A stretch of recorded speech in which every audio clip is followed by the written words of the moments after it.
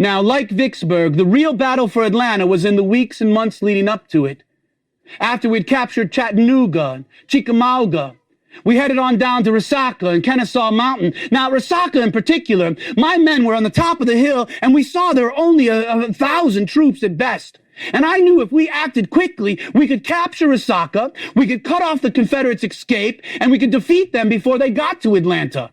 But my commanding officer said, no, I've got scouting reports that there's tens of thousands of men. I said, look, you see 1,000 men. Resaca could be ours in an afternoon. But he ordered me to hold my position. And we watched as the afternoon went on.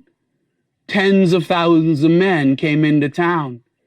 If we had acted just hours earlier, Resaca could have been ours. We'd cut off the railhead and stop the Confederate retreat.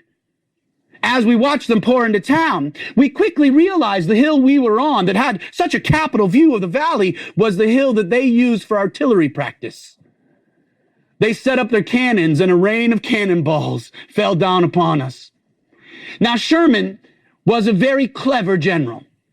Sherman knew that at certain points, the Confederates had a supreme position.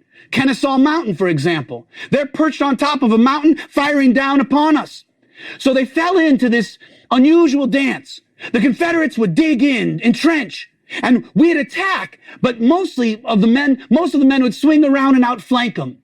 And then the Confederates would fall back and they would dig in, and we'd outflank them to the right. They'd fall back and dig in, and we'd outflank them to the left. And so it went for weeks and months as we pushed them into Atlanta. Finally, Atlanta was in our sights. And as we made that final charge, my commander took a bullet and lost his life. And we were rudderless.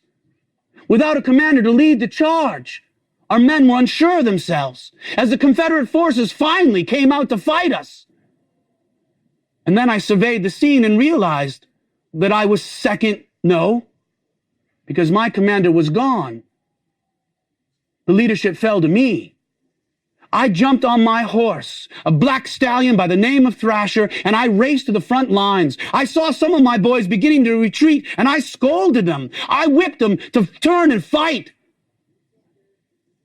And we not only rebuked the Confederates, but their line fell. And as I rushed forward, my men began to cheer. You've never heard such a shout. And Atlanta fell. And the very next day, Sherman demotes me.